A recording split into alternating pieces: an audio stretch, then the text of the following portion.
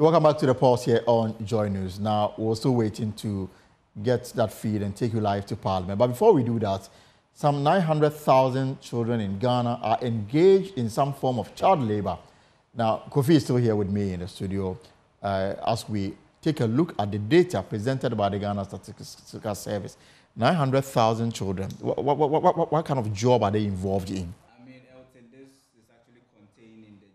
That's what they call the 2023 Annual Household Income and Expenditure Survey. And that indicates that 1.1 million children who are aged 5 to 17 years are 5 years. involved. Yes, to 5 to 17 years.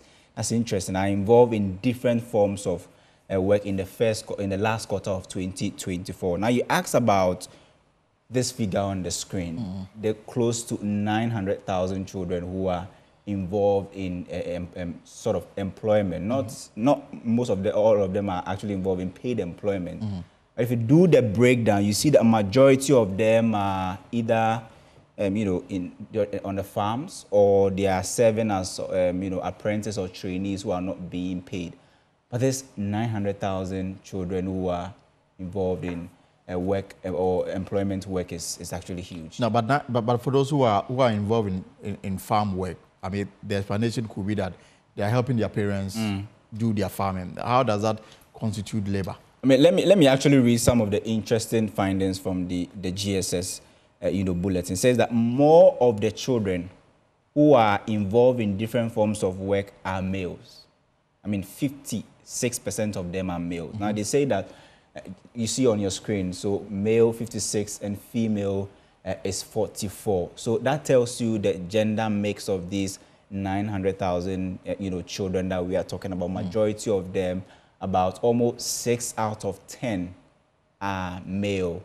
I mean, if you do the percentage wise across each of the gender, and 44% of them are female. Right. Let's look at some other interesting findings from the statistics. So if you look at the impact on education, they say that more than 458,000 of these children are not attending school, and that's a bit problematic. It's very problematic. They are working. They are not going to attending school. I mean, those who attended school in the past are, just the 458,000 are 389,943.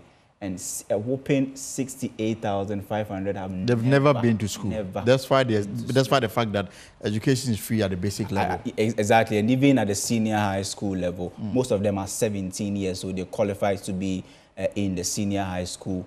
68,000 of them are not in any form of education. Now, if you look at the distribution across the urban and the rural, you could see that most of them are in the rural areas because of what I just mentioned at the beginning, that most of them are on the farmlands. 72% of this, close to 900,000 children that we are talking about, are in the rural area.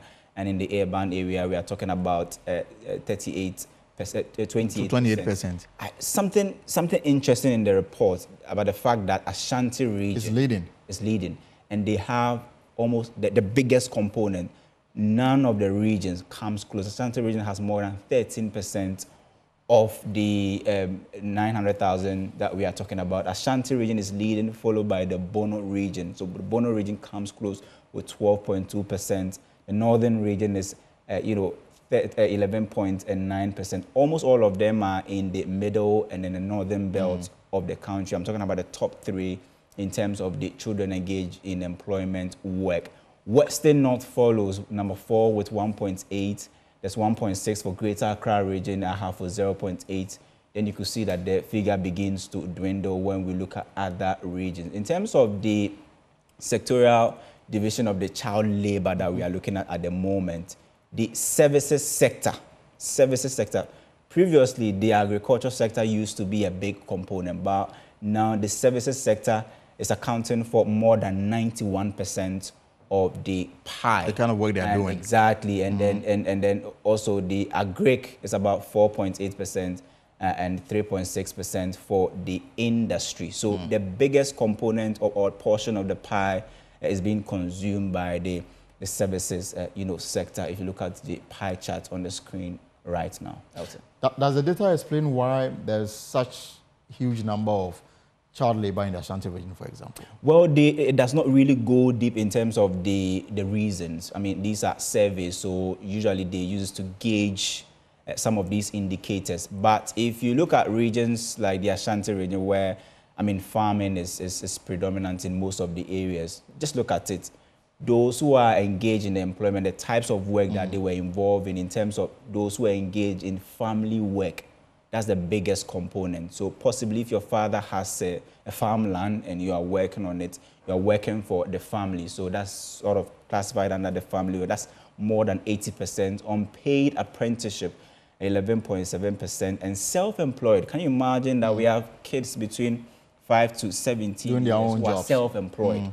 I mean, I wonder what kind of job they are doing to possibly feed themselves or working for somebody. So paid employees, I mean, those who are working and getting something out of it, is the smallest component of the pie, 0.5, and other employment is 4.9. So it tells you the majority of this child labor that we are talking about, most of them are engaged in work, but they are not getting paid for that work. Are there other details in the report? Well, I mean, there are other details, but we'll publish everything on myjoyonline.com. So if you go on myjoyonline.com, you can get all the details in terms of the child labor statistics that the Ghana Statistical Service has just released. Okay, thank you very much. And your show is starting tomorrow?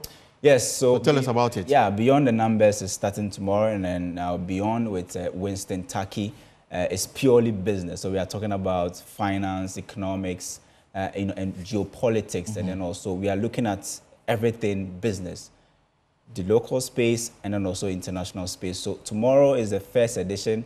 The first segment, which is the local bit, will be looking at the exchange rate battle. We are asking the very simple question: has the city won the exchange rate battle? We will be interrogating this issue with empirical data, and also we'll go into the international space where we talk about the cocoa economy, whether the prices that are actually panning out, we are going to benefit from that, close to 10,000. And tomorrow at 5:30? Yes, tomorrow at 5:30. You're enjoying it.